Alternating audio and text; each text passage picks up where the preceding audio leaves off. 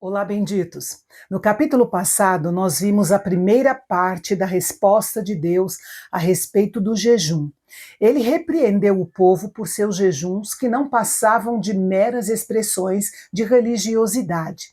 No entanto, esse período ruim havia passado e Deus queria fazer tudo novo no meio do seu povo.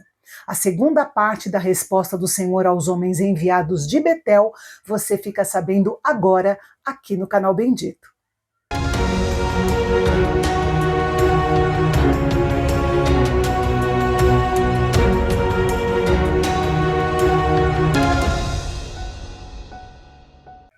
Você vai notar a grande quantidade de vezes que o título Senhor dos Exércitos aparece neste capítulo.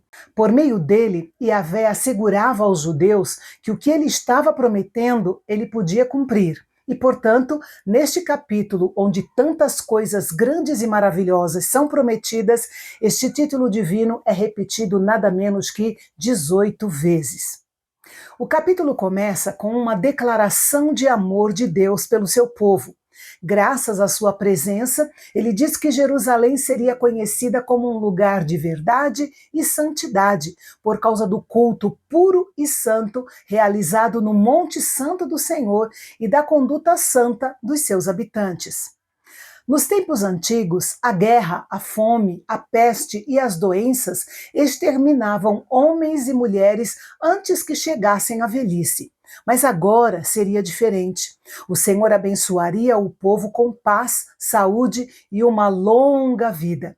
As ruas estariam cheias de meninos e meninas fortes, vigorosos e animados, brincando nas ruas em perfeita paz e segurança. Esta era uma promessa significativa, porque na época de Zacarias, os muros de Jerusalém ainda estavam em ruínas e a cidade não era segura, nem para os idosos, nem para as crianças brincarem nas ruas. A promessa de uma Jerusalém transformada, próspera e segura parecia inacreditável, uma vez que a cidade estava reduzida pela metade e os muros só seriam concluídos cerca de 70 anos depois. Mas, apesar de parecer impossível aos olhos do homem, não era impossível para Yahvé, o Deus da aliança com Israel. Deus prometeu trazer todo o seu povo disperso de volta para a sua terra, uma promessa que foi cumprida parcialmente. O retorno dos cativos da Babilônia foi um prelúdio da futura restauração dos dispersos em tempos futuros.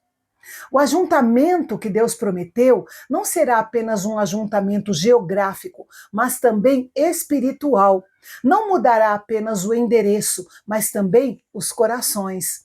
Deus trataria com seu povo de maneira verdadeira e justa. Se eles fossem fiéis, Deus seria para eles tudo o que ele prometeu ser. Deus deu uma palavra de encorajamento para aqueles que ouviram as palavras dos profetas no dia em que foram lançados os alicerces no templo do Senhor, mais de 15 anos antes. Apesar da falta de recursos e da oposição dos inimigos, Deus queria que eles encontrassem força na sua promessa para a conclusão da obra. Ele havia permitido um período de dificuldade, mas agora tudo seria diferente. Ele traria prosperidade e bênçãos à nação de Judá. Embora seu estado atual fosse humilde, Deus queria que Israel confiasse em sua promessa de bênçãos e que essa promessa os encorajasse a um serviço diligente e forte. A frase "vocês foram uma maldição entre as nações" deve ser interpretada de acordo com Jeremias 42:18, como equivalente a ser tão ferido por Deus a ponto de servir como objeto de maldição. E em harmonia com isso, a frase "vocês serão uma bênção" é equivalente a ser tão abençoado a ponto de ser usado como um modelo de bênção. Esta promessa é feita ao remanescente de Judá e de Israel e, portanto, envolve as 12 tribos, que se tornarão participantes da salvação futura em total unidade. Portanto, o povo de Israel devia olhar para o futuro sem nenhum temor. Deus estava determinado a abençoar o seu povo com base no princípio da aliança mosaica. Ou seja, eles deveriam cumprir sua parte na aliança para receber bênçãos em vez de maldições. E então Deus disse ao povo o que ele esperava que eles fizessem: que falassem a verdade, praticassem a justiça nos tribunais e amassem o seu próximo. Lembrem-se que eles haviam instituído 4 dias de jejuns, no quarto, quinto, sétimo e 10º meses, e que cada um desses dias relembrava um dia trágico na história da queda de Jerusalém. Mas agora, Yahvé prometia bênçãos tão grandes e maravilhosas que esses jejuns tristes seriam transformados em alegres festas de celebração.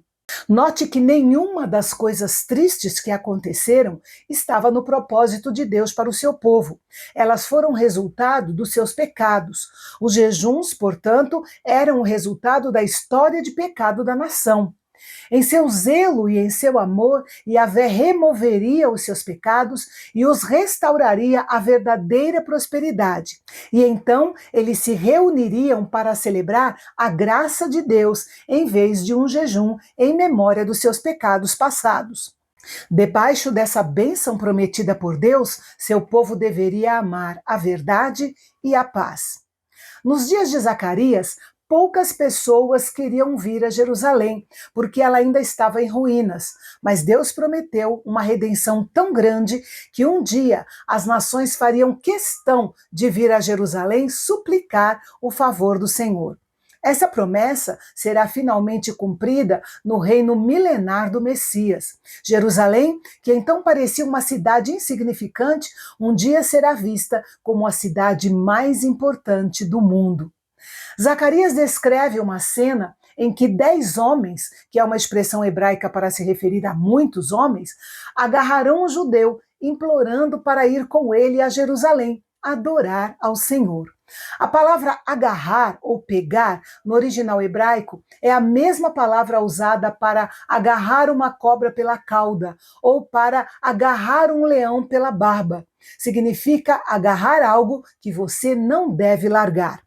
No Oriente Próximo, esse ato era um ato de submissão e de súplica.